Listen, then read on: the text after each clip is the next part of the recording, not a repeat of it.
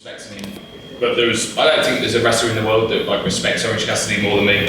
I think anyone that knows like my personality or like my taste in like music and film probably think I'm like a pretentious wanker. But I actually knew that Orange Cassidy was cool way before all of you. Like 10 years ago, like roughly we were like in the Northeast Indies. And if like I was on before Orange Cassidy, I'd be at like the merch stand watching the match, losing my mind, and the rest of the crowd was like, what is this maniac doing? So like we both wanted this match for a long time. Obviously I hoped it was going to happen last year, like it didn't work out. So yeah, like self-contained, like to beat Orange Cassidy is massive for me. Like not only for it to be my first AEW like pay-per-view victory.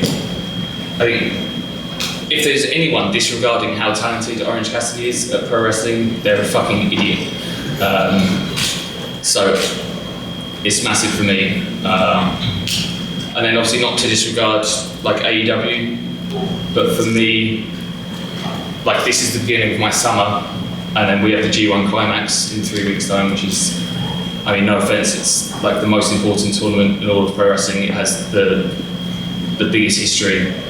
And you know, like the continuity of quality, and like my objective and goal right now is to not just reach the top of New Japan as a foreigner, but to reach the top of New Japan as the top. And then my motivation and all of my responsibility is to carry New Japan into the future. Thank you.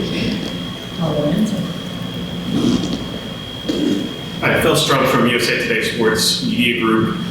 You and Orange Cassidy both are two of the more unique styles that anybody's going to see on a card that has a lot of unique styles. What kind of unique challenge did this match pose to you personally to get in there with it? Thanks. To be honest, there was like no challenge because Orange Cassidy is one of the most unique pro wrestlers like in all of pro wrestling, and I mean, whether it's stubbornness, but like my entire sort of motivation since I started wrestling 20 years ago was to try and wrestle as true to myself in the way that like I feel is it's not what I think pro wrestling should be, it's like what I want to be as a pro wrestler. So in that sense, it was quite liberating because that match could only be the match that we were going to wrestle. Like I didn't feel any sort of pressure on trying to bend to other expectations. I'm very happy with the match. I think that's what it should have been. And also I feel like it's not I don't think that story is ended because, I mean, everyone should have known how skilled Orange Cassidy was. Like he wasn't just keeping up with me, he was outdoing me at multiple occasions. And then just luckily I'm the best technical wrestler in the world. So I got him in the end, but it was a little bit dicey a couple of times. Lyrics went SNME Radio. So you've had a lot of high-profile matches this year. Bryan Danielson in Osaka last week, Hechicero in Arena Coliseum. Obviously tonight versus Orange Cassidy, and you've been a bannerman for British technical wrestling. And so, what does it mean to you to kind of be the face of that style of UK wrestling and really spread that all over the world right now? Yeah, I guess obviously I debuted at like a very interesting time for British wrestling. Like I started training in 2002. It was like the post-World of Sport, like the period of British wrestling that people call World of Sport. Obviously we had such a unique style and identity. Obviously we lost television and everything. You know, American wrestling had such a huge impact. But I was fortunate that I was really trained by one of the last schools, like Hamlock Wrestling, like Andre Banker, John Bryan. That's where like Finn Balor and Becky Lynch and like a plethora of other people come from. But we were very fortunate that not even the foundation of that training, but the training was solely British wrestling. Like I don't wrestle that way because that's what I was taught. Like I wrestle that way because that was what inspired me the most. And I think like my goal has been to not just sort of keep that in a sort of like retro fashion. Like if British wrestling had stayed on television, it would have evolved in the same way. Mark Rocco was doing top rope drop kicks in 1980. Like it wouldn't have been like a static style. So I'm continuously trying to keep the essence of British wrestling whilst not being like stuck in the rigid sort of format of like what it was before. So then to be able to wrestle in America, I mean AEW has changed the entire industry because to be able to have a large-scale American company that completely respects pro wrestling did not exist before, and it's only had a paramount influence on every other company here.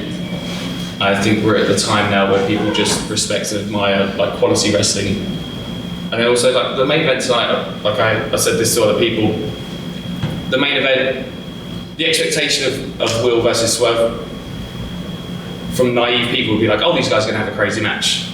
The match wasn't special because it was a crazy match.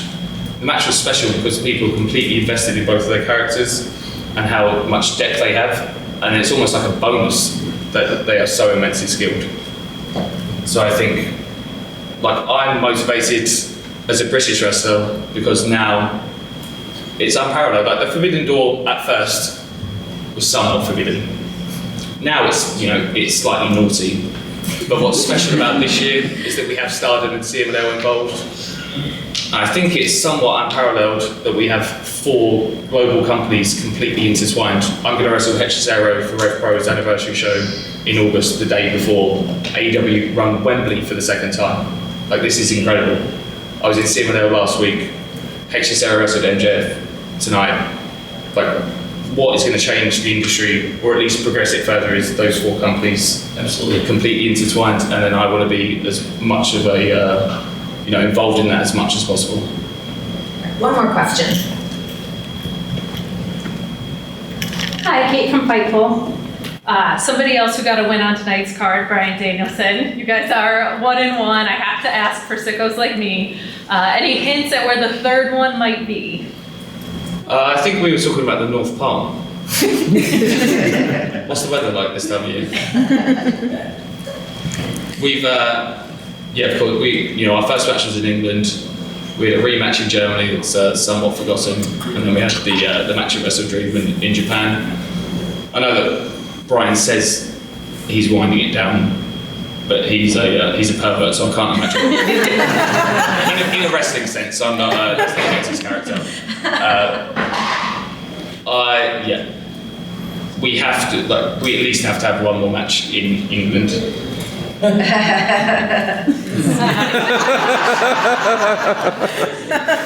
then, obviously, Bryan, I've said this countless times, but when I wrestled Bryan for the first time in England, in front of a pub, in front of 50 people, when he had no idea who I was, and he gave me so much that it kickstarted my entire career, and I can never repay the debt to him outside of trying to break all of his limbs. So I'm yet to tap out Bryan Danielson, so we have to have at least one more match where he lets me try. Zack Sabre Jr. Charming as always. Thank you so much for joining us tonight.